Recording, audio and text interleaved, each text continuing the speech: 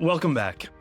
Imagine your family has an awesome trip to Disneyland planned, but on the day you're finally set to go, someone gets sick. Or maybe you're preparing a party, complete with food, games, and decorations, but the power goes out just hours before guests arrive. We often face problems when we aim for something special or important. Instead of melting down or giving up, you can still move forward with excellence if you're adaptable. Adaptability is being able to change and find great solutions even when everything changes. And I'm about to show you a few ways you can be adaptable in the most unfair or difficult situations. We've talked before about why doing things with excellence is so good.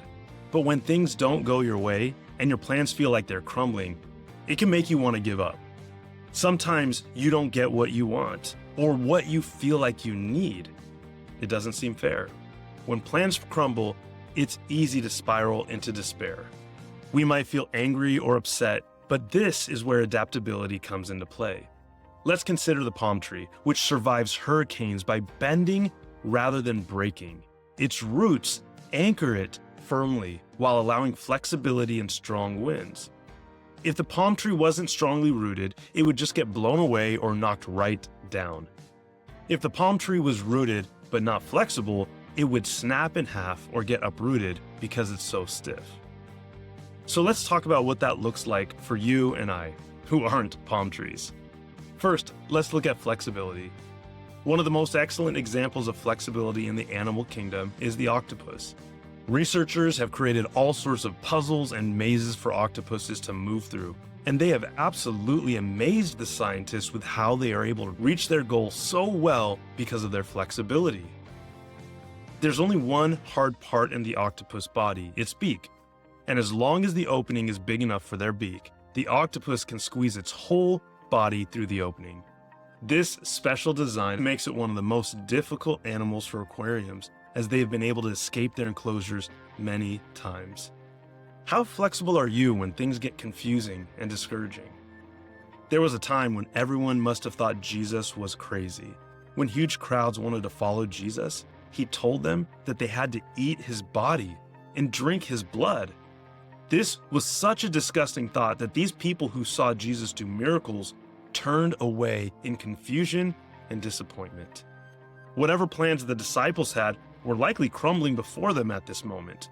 Whether it was to be popular, to have lots of followers, or to be famous or powerful, the disciples were none of those things in that moment.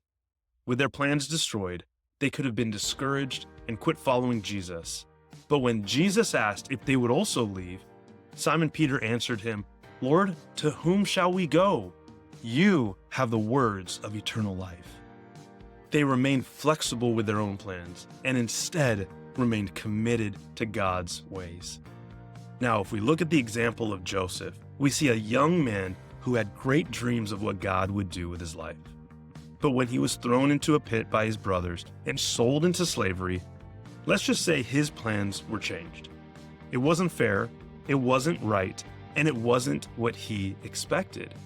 Most people would give up, but Joseph worked with excellence unto the Lord, even as a slave and a prisoner.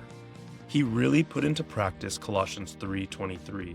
Whatever you do, work at it with all your heart, as working for the Lord, not for human masters. Joseph was flexible and adaptable enough to change his perspective and learn to be excellent, even as a slave and prisoner, where the language, food, rules, and basically everything was different. But God honored Joseph and made him the greatest influencer in the nation. So to be adaptable, you have to keep learning and keep doing your best for God, even if everything around you is changing. In order to do that, you need great strength. And you get that from being rooted in God. Just like the palm trees that aren't blown away by problems, you have the ability to stay planted and calm, even in the midst of a storm, when you're connected to God. There's a time the disciples had a plan they thought was pretty good. They thought it was so good that they took it to Jesus and told him what he should do. With thousands and thousands of hungry people listening to Jesus teach for hours, they told Jesus it was a good time to send the crowds away so they could eat and rest. But before they could high-five each other for their great plan, Jesus looked at the disciples and told them to feed the huge crowds. The disciples didn't have nearly enough money or food to even begin to solve this problem. But instead of entirely giving up and walking away, they brought Jesus a boy with 5 loaves and 2 fish. Now, that wasn't enough to even feed the disciples, let alone a crowd of any size. But here's what we can learn. If we stay connected to Jesus and find our strength and solutions in Him, we can bring Him whatever we have, and He can use it. Jesus took those fish and loaves and fed every single person there. Instead of getting frustrated, whining, or giving up when plans don't go your way, bring whatever you have to God, and remember to let Him be your strength and guide. Being excellent is more about being connected to God than it is about being big and strong yourself. In Deuteronomy 31:8, we're reminded, "Do not be afraid or discouraged, for the Lord will personally go ahead of you. He will be with you. He will neither fail you nor abandon you."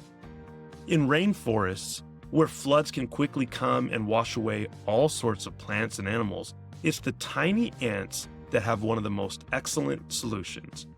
Without anything but their family, they link together to make an ant raft to float on the rising waters. They're not engineers or sailors, but by virtue of connecting together, they're able to remain a strong unit and outlast the storm.